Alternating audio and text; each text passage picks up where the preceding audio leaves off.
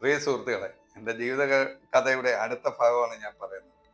ഞാൻ ഗൾഫിൽ കിടന്ന്, അതായത് ഒരുപാട് ഞാനങ്ങ് കഷ്ടപ്പെടുകയും നരകിക്കുകയും ചെയ്തു.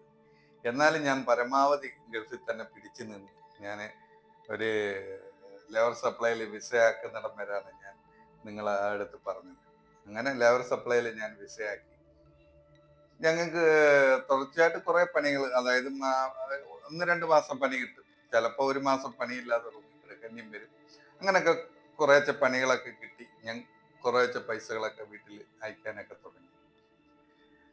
അങ്ങനെ നിൽക്കുന്ന ടൈമാണ് എനിക്കുള്ള ഇളയ പെങ്ങൾക്ക് വിവാഹാലോചന വന്നു, വിവാഹത്തിനുള്ള ഇത് വന്നു. അങ്ങനെ അവിടെ നിന്ന് ഇവിടെ നിന്നൊക്കെ കുറച്ച് പൈസകളൊക്കെ മേടിച്ച് 19,000 രൂപ ഞാൻ നാട്ടിലേക്ക് അയച്ചു കൊടുത്തു.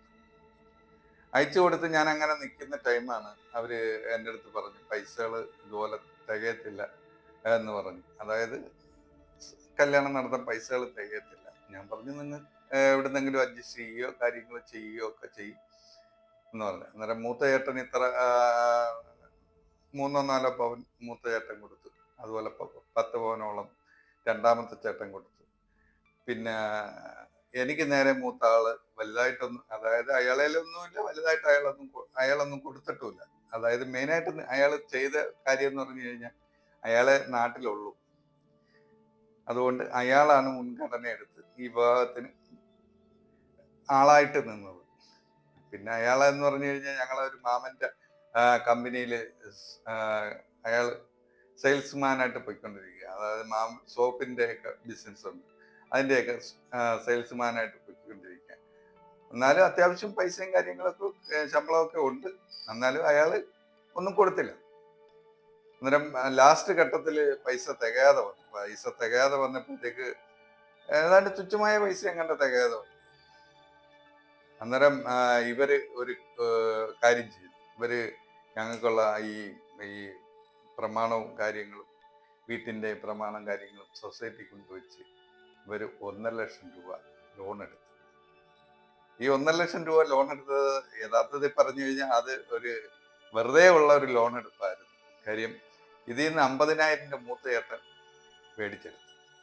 ഈ 50,000 രൂപയിലാണ് ഈ ചേട്ടച്ചാര് 4 പവൻ സ്വർണം അന്ന് കൊടുത്തത്. അന്നെന്ന് പറയുമ്പോൾ 4,500 5,000 രൂപയ്ക്കകത്തേ ഉള്ളൂ ഒരു പവൻ. അയാൾ 4 പവൻ കൊടുത്തപ്പോൾ തന്നെ 20,000 രൂപ, ബാക്കി 30,000 രൂപ അയാളെ പോക്കറ്റിൽ.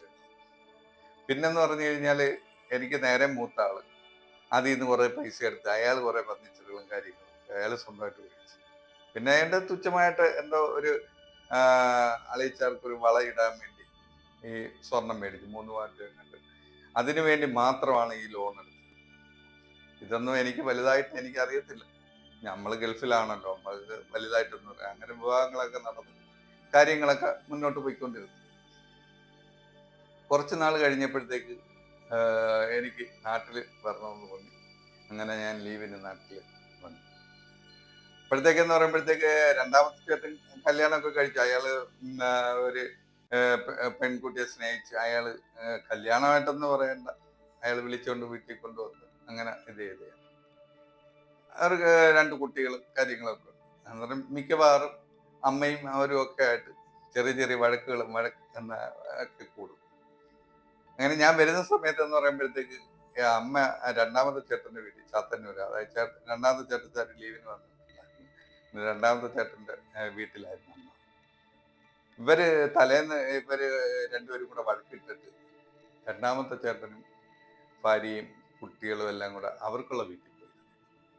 അങ്ങനെ ഞാൻ ഈ ഫോൺ ചെയ്യുന്ന സമയത്ത് ഇവരാരും അവിടെ ഇല്ലായിരുന്നു. അങ്ങനെ ഞാൻ അയലത്ത് ഒരു വീട്ടിലെ എൻ്റെ ഒരു കൂട്ടുകാരന്റെ അടുത്താണ് ഞാൻ വിളിച്ചു പറഞ്ഞത്, ഇതുപോലെ ഞാൻ വരുന്നു എന്ന്. അന്നേരം അവൻ പിന്നീട് പറഞ്ഞ അമ്മ ഇതുപോലെ ചാത്തന്നൂരാണ് എന്ന് പറഞ്ഞു. അങ്ങനെ ഞാൻ ചാത്തന്നൂര് രണ്ടാമത്തെ ചേട്ടന്റെ വീട്ടിലേക്ക് വിളിക്കുകയും അമ്മയെ കിട്ടി. അമ്മയുടെ പറഞ്ഞു ഇതുപോലെ. അന്നേരം പറഞ്ഞു, ചേട്ടാ അവൻ തിരിച്ച് പോവുക, നാളെ പോവുക അവൻ തിരിച്ച്. അന്നേരം ഒരു കാര്യം ചെയ്യും, അവൻ വരുന്ന വണ്ടിക്കകത്ത് നിനക്ക് തിരിച്ചു വരികയും ചെയ്യാം, നിന്നെ വിളിച്ചോണ്ട് വരാമെന്നു. ഞാൻ പറഞ്ഞു, അന്നേരം ഒറ്റ വണ്ടിക്കൂലി മതിയല്ലോ. ശരി, അങ്ങനെ ആയിക്കോട്ടെ.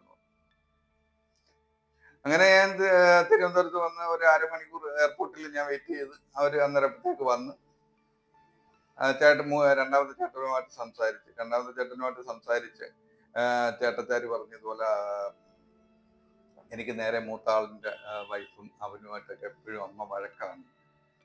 അതുകൊണ്ട് നീ ഒരു കാര്യം ചെയ്യണം, ചെന്നിട്ട് അവൻ്റെ അടുത്ത് കാര്യമായിട്ടൊക്കെ പറഞ്ഞിട്ട് അവൻ്റെ അടുത്ത് പറ, ഒന്നീ ഇച്ചിരി ബസ് മേടിച്ചൊരു വീട് വെക്കാൻ, തൽക്കാലത്തേക്ക് ഒരു വാടക വീട്ടിലോട്ട് മാറാനൊക്കെ പറയാ എന്നൊന്ന് പറഞ്ഞു. ഞാൻ പറഞ്ഞ ആ ശരി നോക്കട്ടെ, എന്തോന്ന് വെച്ച് കഴിഞ്ഞാൽ ആലോചിച്ച് ചെയ്യാം എന്നൊക്കെ പറഞ്ഞു. അങ്ങനെ ഇരുന്നപ്പോഴത്തേക്ക് എൻ്റെ അടുത്ത് ചോദിച്ചു, നിന്റെ ദിറംസ് ഉണ്ടെന്നുണ്ടെങ്കിൽ എനിക്ക് കുറച്ച് പൈസ തരാൻ പറഞ്ഞു.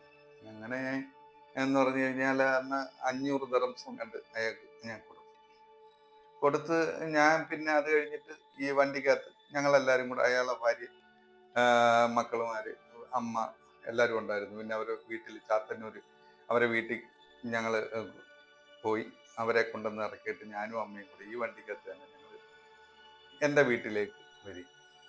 എൻ്റെ വീട്ടിലേക്ക് വന്നപ്പോഴത്തേക്ക് എന്ന് പറയുമ്പോഴത്തേക്ക് അന്നേരം എനിക്ക് നേരെ മൂത്തവനും ഭാര്യയെല്ലാം അവിടെ വീട്ടിലുണ്ട്. ചാവിയാണെന്നുണ്ടെങ്കിൽ അമ്മയുടെ ഇരിക്കുക, അല്ല താക്കോല് അമ്മയുടെ ഇരിക്കുക.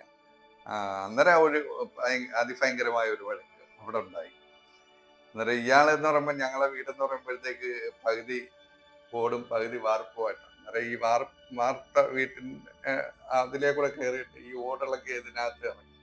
അങ്ങനെ കണ്ടിറങ്ങിയാണ് അയാൾ കഥമൊക്കെ തുറന്നത്.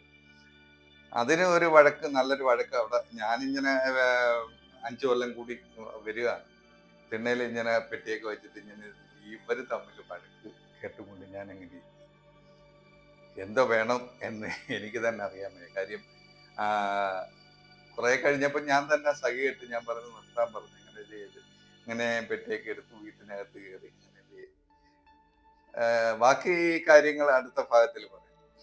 ഇന്ന് ഇത്രയും മതി.